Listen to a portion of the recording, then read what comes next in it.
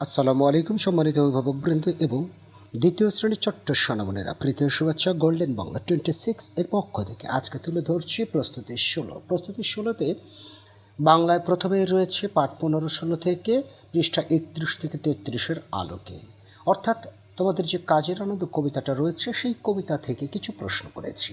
এখানে একটু ঝাপসা হয়েছে লেখা, মানে প্রিন্ট একটু অস্পষ্ট বোঝা যাচ্ছে, তবে আমি বলে দিচ্ছি। লক্ষ্য করছো যে মৌমাছি কেন বনে যায়? মৌমাছি মধু আহরণ করতে বনে যায়, তাই না? ছোট পাখি কিভাবে ডাকে? ছোট পাখি কিচিমিচি ডাকে। ছোট পাখি তৃণলতা দিয়ে কি বানাবে? তার নিজের ঘর বানাবে, তাই না? তারপর পিপিলিকা কিভাবে চলে? পিপিলিকা 6 পায়ে পিলপিল চলে। কে শীতের সঞ্চয় খুঁজছে? পিপিলিকা। পিপিলিকা দলবল ছেড়ে কোথায় যাচ্ছে? খাদ্য সংগ্রহের জন্য যাচ্ছে। নাচি নাচি কে যায়? মৌমাছি মৌমাছি কোথা যাও নাচি নাচি। তার মানে নাচি নাচি কে যায়? মৌমাছি। এই তাহলে এর পরবর্তীতে রয়েছে নিচের শব্দগুলোর অর্থ লেখো। নিচের শব্দগুলোর অর্থ তোমরা এটা বই থেকেই সংগ্রহ করতে পারবে। যেমন আহরণ, আহরণ শব্দের অর্থ হচ্ছে সংগ্রহ করা। তৃণলতা, তৃণলতা মানে হচ্ছে ঘাস ও লতা। বুনি মানে বানাই, ওই যে বাসা আগে বুনতে যাচ্ছে পিপিলিয়া, তোমার ছোট পাখি, তাই না? তারপর সঞ্চয় মানে সংগ্রহ করা বা জমানো, সঞ্চয় মানে জমা। খাদ্য মানে খাবার। নিচের শব্দগুলোর বানান সঠিক করে লেখো। বানান সঠিক করে লিখতে হবে। তৃণলতা, তৃণলতা বানান কি? তয়েরি মধ্যাহ্ন তারপর লতা। পিপিলিকা বানান এই যে প্রথমে দীর্ঘিকার রয়েছে, আসলে হ্রস্বইকার হবে, পরেরটা দীর্ঘইকার হবে, আর লিকা বানান লহিষ্যি হবে, ঠিক আছে? পিপিলিকা। দাঁড়াবার, দয় চন্দ্রবিন্দু ঠিক আছে, কিন্তু এখানে ডয় বিন্দু র হবে, আর শেষে আবার বয়ে শূন্য র হবে। আহরণ এখানে মধ্যাহ্ন হবে। ভট্টা টয় টয় হবে। এই যে টয় টয়, হ্যাঁ, টয়ের নিচে ট নেই, ভট্টা চার্য। নিচের দেওয়া এইসব প্রশ্ন বোধক শব্দগুলো ব্যবহার করে একটি করে বাক্য লেখো। এই যে এইসব প্রশ্নবোধক শব্দ আছে, কে, কি, কখন, কেন, কোথায়, কীভাবে, একটি করে বাক্য লিখতে হবে। তাহলে আমরা কে কে দিয়ে করতে পারি। কে নাচি নাচি যায়। পিপিলিকা কি খুঁজিতেছে। কখন তুমি যাবে। এটা নিজের মতো করে দিলেও কিন্তু হবে। হ্যাঁ, তুমি কখন ঘুম থেকে উঠো। সে কখন ঘুম থেকে উঠে। কেন ছোট পাখি তৃণলতা আনে, যদি এখান থেকেই দাও। আচ্ছা, তারপরে কখন, এই কখন দিয়ে যদি তুমি গল্প থেকে দিতে চাও, তাহলে কখন পিপিলিকা সঞ্চয় করে, তাই না? পিপিলিকা কখন সঞ্চয় করে। তারপর কেন ছোট পাখি তৃণলতা আনে। তারপরে মৌমাছি কোথায় যায়। পিপিলিকা কিভাবে চলে, যদি কবিতার আঙ্গিকে দিতে চাও। আর যদি নিজের মতো করে দিতে চাও, তাহলে যে কোনো বাক্য তোমরা তৈরি করতে পারবে। ওকে, আচ্ছা। এর পরবর্তীতে রয়েছে গণিত।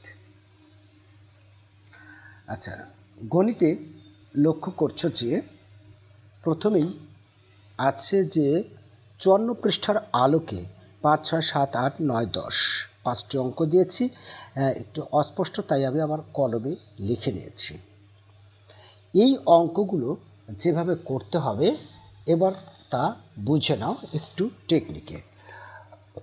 মনে রাখবে, গণিতে যদি ভালো করতে পারো তাহলে তোমার রেজাল্ট আশা করা যায় সাকসেসফুল হবে।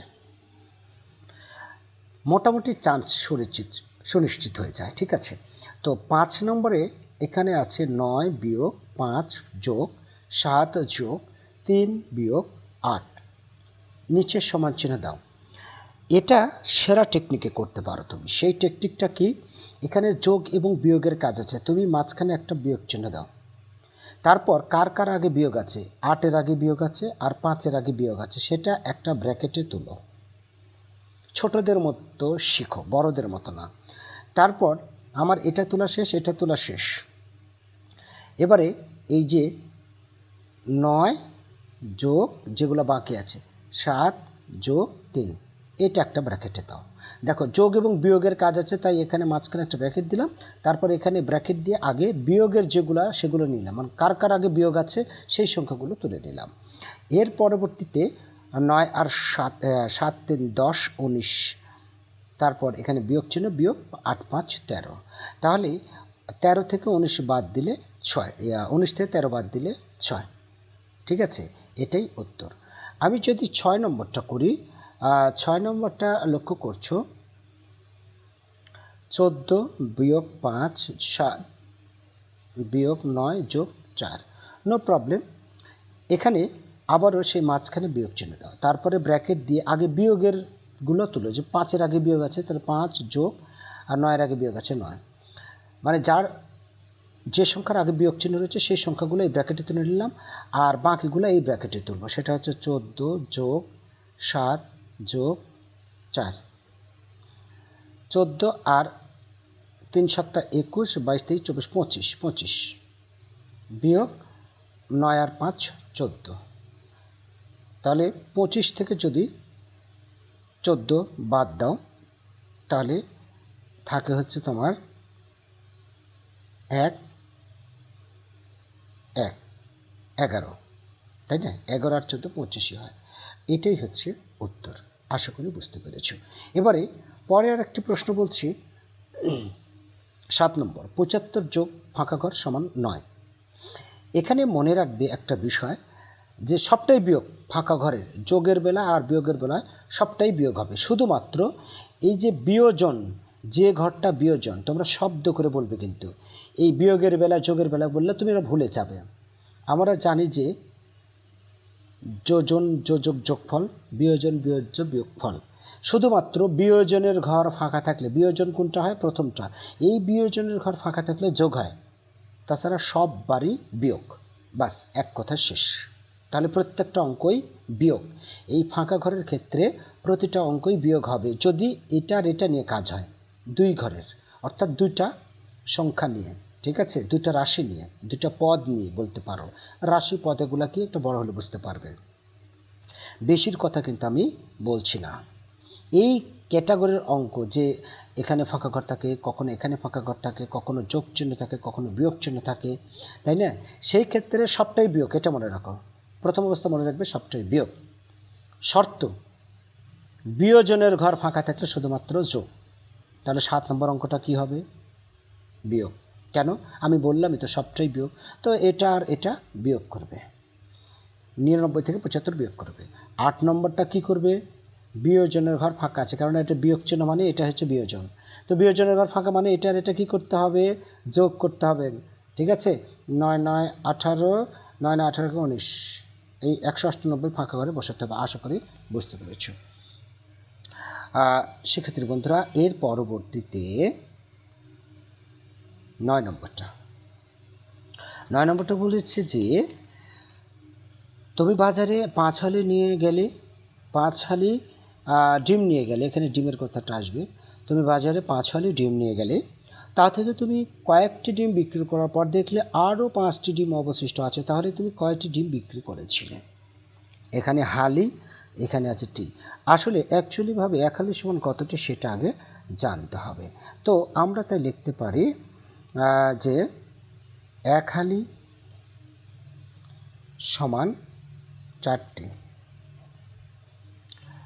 অতএব 5 হালি সমান 4 গুণ 5 সমান 4 5 20টি।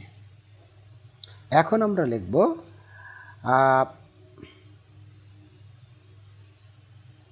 বাজারে নিয়ে গেলাম 20টি অবশিষ্ট রইল কয়টি আছে? 5টি। তাহলে অতএব বিক্রি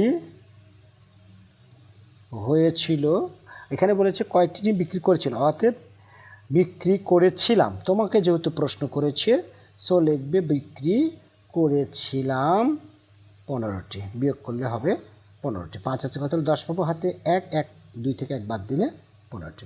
বিক্রি করেছিলাম 15টি, ঠিক আছে। অতএব উত্তর লিখতে পারো, অতএব 15টি, কিচ্ছু লিখতে হবে না, 15টি। আশা করি বুঝতে পেরেছ। ওকে, আচ্ছা, এর পরবর্তীতে রয়েছে ইংরেজি। ইংরেজিতে বলেছে কি দেখি, ইংরেজি হচ্ছে ইউনিট 3 লেসন 2 এর আলোকে ট্রান্সলেট ইন্টু বাংলা। বাংলা করতে হবে। হয়তো বা একটু অস্পষ্ট হয়ে গেছে, তবে আমি আরও কাছে নিচ্ছি বোঝানোর জন্য। ড্র এ স্ট্রেট লাইন, সোজা রেখা আঁকো। ড্র অ্যান্ড অ্যারো, অ্যারো মানে তীর চিহ্ন দেওয়া, বিলো দ্য লাইন মানে রেখার নিচে, লাইন মানে রেখা বা হ্যাঁ লাইনের নিচে অর্থাৎ রেখার নিচে তীর চিহ্ন দাও, আঁকো এবং রেখার নিচে তীর চিহ্ন দাও।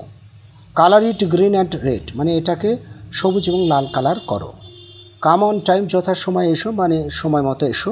লিসেন টু আদার্স, অন্যের কথা শোনো। রেজ অ্যান্ড টু স্পিক, কথা বলার জন্য হাত উঠাও। বি কাইন্ড, বিনয়ী হও অথবা শান্ত হও। দয়ালু হও, ঠিক আছে, দয়ালু হও অথবা বিনয়ী হও। ক্লিন আপ, পরিষ্কার পরিচ্ছন্ন করো। অ্যান্ড হেল্প আউট, এবং সাহায্য করো। Make sentence with the following words along with their meaning. Listen মানে শোনো। লিসেন টু মি, ইনস্ট্রাকশন মানে নির্দেশনা। এটা দিয়ে দিলে দিজ আর গুড ইনস্ট্রাকশন, বা রিড দ্য ইনস্ট্রাকশনস, নির্দেশনাগুলি পড়ো। অ্যালাউড, এখানে অ্যালাউড মানে উচ্চ শব্দে পড়ো। Read aloud. স্পিক মানে কথা বলা। স্পিক মানে কথা বলা। এই যে এইমাত্র বললাম রেজ হ্যান্ড টু স্পিক, কথা বলার জন্য হাত উঠাও, এটাই দিয়ে দিবে। রুলস মানে নিয়ম কানুন। তো ফলো দ্য রুলস, নিয়মগুলো অনুসরণ করো। Follow the rules. শিক্ষার্থী বন্ধুরা, তাহলে আজকে এই পর্যন্তই। আগামী দিনে ইনশাল্লাহ নতুন প্রস্তুতি নিয়ে হাজির হব। ভালো থেকো, সবার শুভকামনা করে আজকের ক্লাসটি এখানে শেষ করছি। আল্লাহ হাফেজ।